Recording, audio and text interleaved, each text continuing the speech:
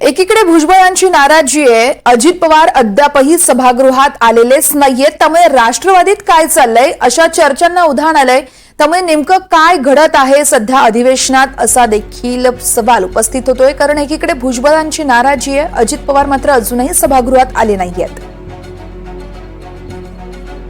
नेते आणि आमदार अमोल मिटकरी आपल्यासोबत आहेत। आपण त्यांच्याशी बातचीत करतोय।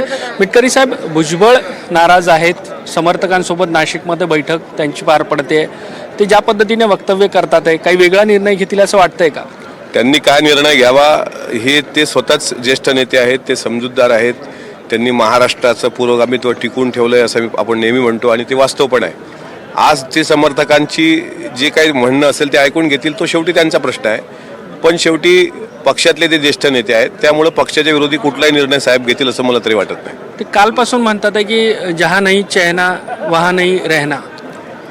तुम्ही रहनाला 3 अर्थांनी घेतलं, रहना, पण रैना असा शब्द आहे, तो र वर 2 मात्रा आणि ना, रैना म्हणजे सुकून। आता त्यांनी तो अर्थ मिश्किलपणे कदाचित म्हटला असावा, शेवटी त्यांचं ते वैयक्तिक मत आहे। पण मी जेवढा त्यांचा जवळून मी त्यांना पाहिलं, त्यांच्या ते मिश्किल टिप्पण्या असतात, ते बोलत राहतात, पण त्याचा काही वेगळा अर्थ घ्यावा असं मला वाटत नाही। कालपासून ते उघड नाराजी व्यक्त करतात आहे। मनोज जरांगे पाटलांचं आंदोलन असेल किंवा राष्ट्रवादी संदर्भात केलेली काम असेल, भूमिका असेल, नाही त्यांची नाराजी कशामुळे झाली, काय आहे हे शेवटी त्यांनी वरिष्ठांशी हितगुज करावं। वरिष्ठ पण त्यांच्या संपर्कात नक्कीच असतील। इतक्या प्रकारे अशा प्रकारे साहेबांनी जर वक्तव्य केलं तर नक्कीच आमच्या पक्षाचे वरिष्ठ नेते पण त्यांच्या संपर्कात असतील। पण आहेत का संपर्कात? कारण अजितदादाच 2 दिवसापासून कोणाच्या संपर्कात नाही आहेत। काही बोलणं झालंय का?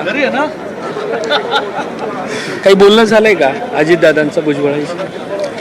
मला त्याबद्दल माहित नाही। दादांना मी 2 दिवसांपासून भेटण्याचा प्रयत्न करतोय, पण अद्याप मला तो वेळ मिळाला नाही, त्यामुळे मी त्याबद्दल काही सांगू शकत नाही। दादा कुठे आहेत? जर तुम्हालाही भेटत नाहीयेत, कोणाशी चर्चा करत नाही? कामात असतील ना दादा कामात असतील।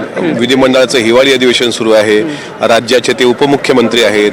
तुम्ही विधिमंडळाचं कामकाजाचा दादांचा जर अनुभव बघितला किंवा त्यांचं काम पाहिलं, ती पद्धती बघितली, तर पूर्ण वेळ सभागृहामध्ये असणारे दादा एकमेव नेते आहेत। त्यामुळे अशा वेळी दादा कुठं गेले किंवा बाहेर गेले तर काही न्यूज चॅनलने जर अशी चर्चा चालवली की मलाईचे खाते घेण्याकरता अजित दादा दिल्लीमध्ये, कुठला काय पुरावा आहे तुमच्याकडे असं तुम्ही बोलताय?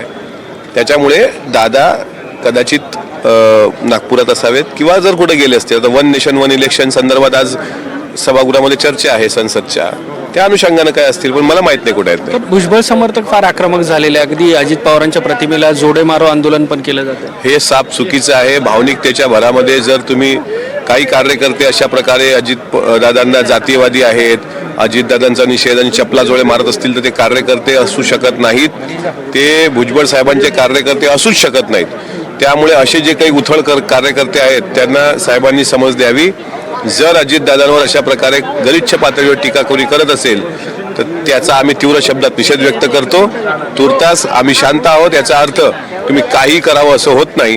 पण मला विश्वास आहे भुजबळ साहेब हे प्रगल्भ विचाराचे नेते आहेत, त्यामुळे ते अशा उथळ कार्यकर्त्यांना समज देतील। ठीक, धन्यवाद ही सगळी बातचीत केल्याबद्दल। व्हिडिओ जर्नलिस्ट प्रतीक जाधवसह मी देवेंद्र कोलटकर, NDTV नागपूर।